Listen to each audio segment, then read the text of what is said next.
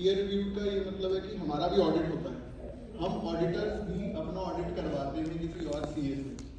तो हम भी पीयर रिव्यूड हैं, CAG empanelled, IBA empanelled, RBI empanelled as well and ISO certified chartered accountancy firm that is present from 1986 and will be continuing till many more years. तो ये तो कुछ हो गया KSA के बारे में। अब मेरा एक जनरल सवाल है मुझसे कि आपको क्या लगता है सीए क्या करता है? एक सीए क्या क्या हैंडल करता है? टैक्सेशन हो गया, GST, auditing, financial plan, valuation, ये सब हम लोग करते हैं, ये हर सीए फर्म करती है। तो व्हाट इज आर यूएसपी? आप हमें काम क्यों देंगे कि हम लोग ऐसा अलग क्या करें? तो सभी कर रहे हैं। हम लोग जो काम अलग कर रहे हैं दैट इज कि हम लोग के जो टीम डिवीजन है, जो स्पेसिफिकेशन है, आजकल हम लोग ये कहते हैं कि स्पेसिफिक इज टेरेबल। तो स्पेसिफिकेशन है, अगर आपको ऑडिट करानी है तो मेरी टीम उसके लिए अलग से इंट्रोड्यूस है, अलग से बैठी हुई है। अगर किसी को ऑडिट कराना है तो जरूरी है कि मैं ही मिलूंगा, मतलब ओवरऑल ऑब्वियसली मैं ही देख रहा हूँ, बट कोई एक अलग मैनेजर होगा जो ऑडिट संभाल रहा होगा। अगर किसी को जीएसटी कराना है, जीएसटी की रिटर्न्स फाइल करनी है तो एक बंदा होगा, एंड अगर जीएसटी के केस लग जाते हैं तो उसको एक अलग चार्टर्ड अकाउंटेंट हैंडल करेगा। We are a team of around 25 chartered accountants, 3 company secretary and a staff of over 100 pan India and Canada as well. तो ये हमारी कुछ स्पेसिफिकेशंस हैं जो हम लोग कर पा रहे हैं। First is advisory support. अब कोई भी बंदा कहता है कि अब कल की बात है, हमारे क्लाइंट थे, उनका अभी उन्होंने रिसेंटली स्टार्ट किया है बिजनेस, काम शुरू किया उनका, तो उनको अभी काम शुरू करे सिर्फ 1.5 साल हुआ। तो उनको जब मैं मिला, अनु मैम का रेफरेंस था वो, उनको जब मैं मिला तो ही वॉज सो इम्प्रेस्ड कि वो कल गोल्ड खरीदने जा रहे थे, तो ही वॉज आस्किंग कि मैं पक्के में नहीं कर।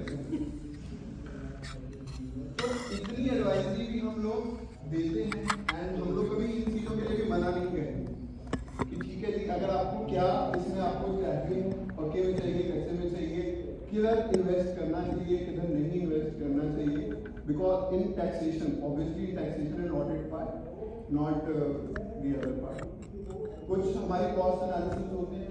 कॉस्ट एनालिसिस का मैं थोड़ा सा एग्जांपल दूंगा कि कॉस्ट एनालिसिस हमने क्रेमिका के लिए किया था, एंड क्रेमिका के लिए हमने जब कॉस्ट एनालिसिस किया था, उनकी कुछ डेड कॉस्ट थी जो हमने उनको रिकॉग्नाइज करके दी थी, एंड उनका टैक्स नहीं बोलूँगा, रेवेन्यू सेव कराया था around 1.5 crore per month.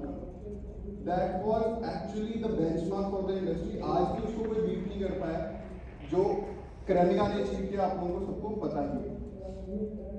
Second is projection, जो हमारे सीए में डाटा बनते हैं। अगर आपको बैंक में कोई लोन के लिए अप्लाई करना है, मैं लोन नहीं अप्लाई करता, मैं सिर्फ उसकी प्रोजेक्शन बनवा के कि प्रोजेक्शन में क्या हमारे को चाहिए है आगे, कि ताकि आपको आगे कोई रिन्यूअल करानी है, कोई एनहांसमेंट कराना है लोन का, तो कोई इश्यूज ना हो। हमारे एसओपी इस्टेब्लिश करने का एक अलग पर्सन बैठा है और एसओपी इस्टेब्लिशमेंट। अब अगर आप बात करें जो बड़े कॉर्पोरेट्स होते हैं जैसे ओरिका, पारस स्पाइस में, उनका हम लोग सिर्फ और सिर्फ एचआर एंड स्टॉक हैंडल करते हैं। HR and stock handle, HR मतलब मैं एचआर नहीं हैंडल करता हूँ, बट एचआर का हम लोग ऑडिट करते हैं कि ताकि उनका कोई रेवेन्यू ना मिस हो जाए, कि वो किसी को सैलरी ज़्यादा ना दे या किसी की सैलरी कम ना हो, उस चीज़ का हम ऑडिट करते हैं। तो हम लोग इतने स्पेसिफिक एरियाज पे भी डील करते हैं, नॉट ओनली कि हमने सिर्फ बैलेंस शीट देखनी है जी या कुछ और देखना है। इसका एक छोटा सा एग्जाम्पल है, ये हमारा P2P साइकिल होता है। P2P साइकिल इज मोस्टली जो बिजनेस ओनर थे ये लोग करते हैं, बट इसको कहा जाता है P2P साइकिल। P2P साइकिल का क्या मतलब है कि आपको कोई प्रोडक्ट की रिक्वायरमेंट है, जैसे साइकिल बनाते हैं, ठीक है जी, हमने साइकिल बनाना है, हमें लोहे की जरूरत है, हमें टायर्स की जरूरत है, या ABC और बहुत सारी चीजें भी है। तो हमारा सबसे पहले आएगा कि नीड फॉर द प्रोडक्ट और सर्विस। सोर्सिंग कहाँ से हम लेंगे, फिर वो परचेज ऑर्डर बनेगा, फिर वो गुड्स आएंगे, इनवॉइस आएगा एंड पेमेंट होगी। परचेज से पेमेंट तक की P2P साइकिल कहा जाता है। तो अगर आप ये देखेंगे इसमें कितने प्रोसेसेस हैं, 6 प्रोसेसेस हैं, और हम ये 6 प्रोसेसेस का स्पेसिफिक ऑडिट भी कर सकते हैं। अगर आपको कहीं पे प्रॉब्लम आ रही है या कहीं पे लग रहा है कि मेरी इनवॉइसिंग नहीं ठीक हो रही, मेरे को रिसीविंग में कुछ इश्यूज हैं, या मैं सामान आ जाता है मेरे को मेरे अकाउंट्स पर नहीं पहुंच पाता, या मेरे स्टॉक्स में कुछ इशू आ रहा है कि परचेज तो हो रही है बट उसकी प्रॉपर अकाउंटिंग नहीं हो रहा, तो हम लोग किसी भी प्रोडक्ट के लिए, किसी भी पार्ट ऑफ दैट साइकिल के लिए हम लोग काम करते हैं। अब मैं प्रीमियम मेजर्स की बात करता हूँ। प्रीमियम मेजर्स का मतलब सिर्फ सेल के डिस्काउंट पार्ट का ऑडिट करते हैं, सिर्फ डिस्काउंट। क्यों? क्योंकि उनकी जो डिस्काउंटिंग स्कीम्स थी वो इतनी ज्यादा है कि वो किसी को टर्नओवर डिस्काउंट देते हैं, किसी को प्रोडक्ट के ऊपर डिस्काउंट देते हैं, किसी को स्पेशल डिस्काउंट दे रहे हैं, किसी को इतने पुराने कस्टमर हैं तो डिस्काउंट दे रहे हैं। तो उनका ये मानना था कि शायद हम लोग डिस्काउंट्स गलत दे रहे हैं या गलत ना चले जाए तो हमारा रेवेन्यू लॉस हो। तो उस रेवेन्यू लॉस के लिए हम लोग बैठे हैं। अभी हम रिसेंटली किसी से मैं मिला था, उनका जस्ट मैंने 15 से 20 मिनट जस्ट बुक्स देखी थी एंड मैंने उनको ये बताया था कि आपका 1.5 lakhs का टैक्स बच सकता है जो आप नहीं बचाए, आपने वेस्टेज को काउंट फॉर ही नहीं किया। तो ये कुछ सर्विसेज हैं जो हम लोग करते हैं एंड ये ऑडिटिंग एंड एश्योरेंस की सर्विसेज हैं। बहुत सारी सर्विसेज हैं जो मैं यहाँ पे आज शायद नहीं कवर कर पाऊंगा, बट हमारी बहुत सारी सर्विसेज हैं, उसके लिए हम 1-to-1 डेफिनेटली कर सकते हैं। इंटरनल ऑडिट, स्टैट्यूटरी ऑडिट जो हमें कराने बहुत जरूरी है every year. GST compliances, direct taxation, secretarial जो हम लोग कंपनीज के लिए काम कर सकते हैं, कंपनीज फॉर्मेशन कर सकते हैं। क्रॉस बॉर्डर एक्टिविटीज हम लोग करते हैं, हमारा एक ऑफिस कनाडा में भी है, तो यहाँ से जो कनाडा विजिट करते हैं या वो वहाँ पे जाके अफोर्ड नहीं कर सकते, तो हम लोग इनके लिए चीप सोल्यूशन प्रोवाइड कर रहे हैं इंडिया एंड कनाडा जो है।